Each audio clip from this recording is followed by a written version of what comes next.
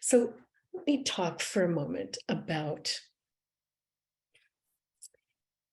how we don't live from the heart. I think that might be the best place to start, right? Because we're born in what I would call a state of essence, right? We're born with all access to intuition, all sensation, the archetypal realities that move in and through us.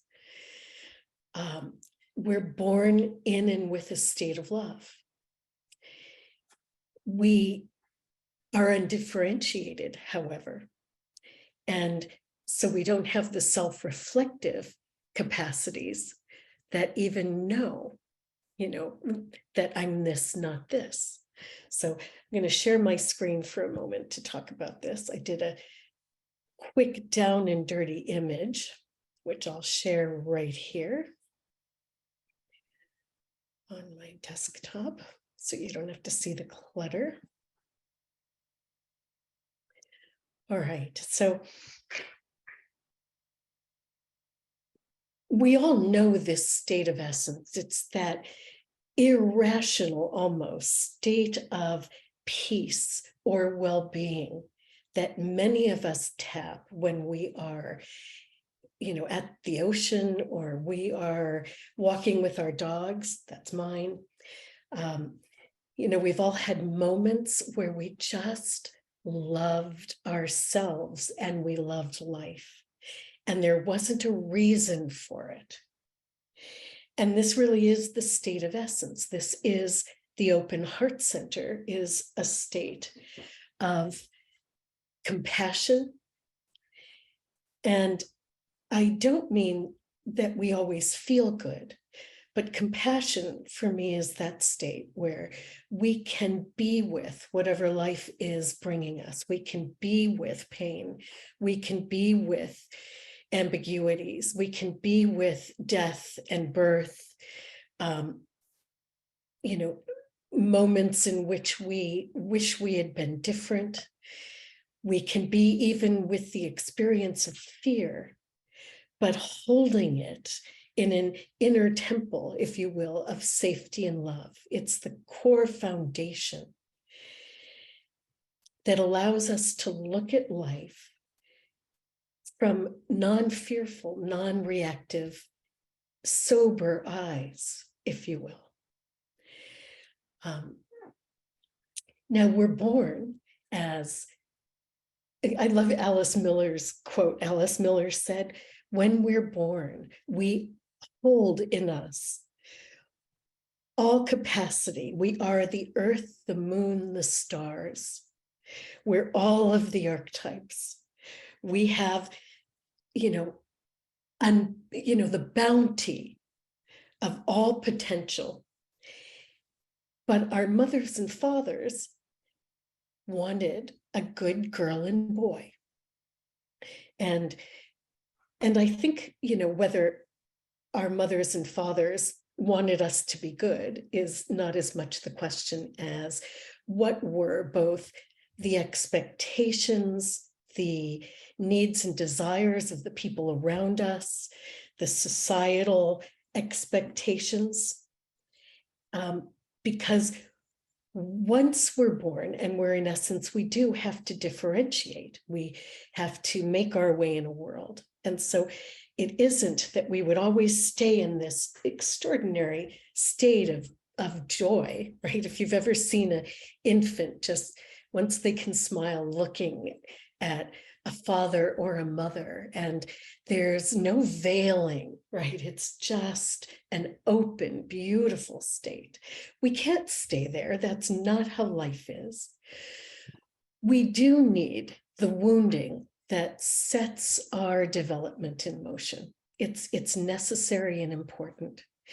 And that wound to essence comes, I think, just naturally through what we're rewarded for, what we're prized for. Did we get acknowledged for being smart? Did we get a lot of accolades for helping, or pleasing, right? And I call this, right, the fear area in which surviving and thriving become the issues. And what's happening here is events happen in life. Maybe we get acknowledged by a parent for one set of things. Maybe we get bullied at the schoolyard for another. We start here in this layer of development to make decisions about ourselves in life. We don't necessarily say to ourselves, oh, I'm making a decision about life, but we begin to pull out parts of our personality that help us survive and thrive in the environments we're in. And we also start to lose connection with areas of essence that either are connected to fear, right? So, you know, if I'm acknowledged for getting good grades and I'm, you know, ignored or disdained or punished for not, right? Fear plays a big role in this. And so we start to come into a world in which we're reactive to the aspects of ourselves and others that essentially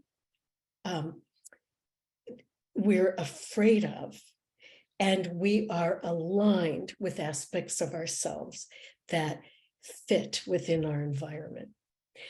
I mean, you can ask yourself, you know, just for a moment, you know, if you look at, you know, yourself now,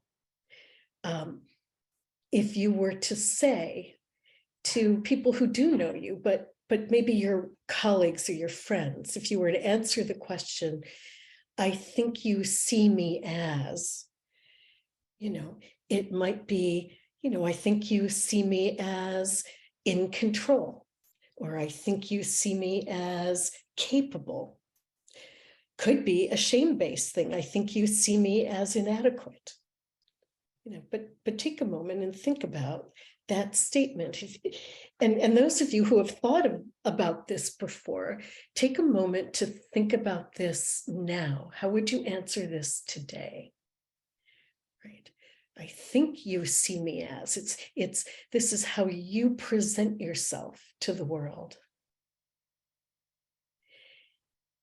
And what I also want you to know about me is, right, might be, I think you see me as strong and put together. And I also want you to know that I'm tender and sometimes unsure, right? Just be thinking about how you would answer that, because much of the qualities of essence that we would list in our personality and in our archetypal ranges, which I'll talk about a little while later, begin to go into the background. And what comes into the foreground in this last blue layer is what Jung called persona, right? It's the mask that we wear that is our individual sense of identity, our belief about who we are. Because while we're developing this persona, we are making sure that we move away from pain and towards survival, if you will. And while we might feel like, yes, everything I do in the world, I do because I want to, there is also, you know, yes, I work like crazy because I really want to, you know, become a very skilled doctor. Great. And if you didn't become that skilled doctor, what fears might you have, right? Because we are complex individuals. Now, the persona becomes, if you will, the shell or the mask that we show the world. and more importantly, our belief or view about ourselves, right? If in the orange ring, we had a belief about ourselves as I'm not good enough, then our persona is often driven by that.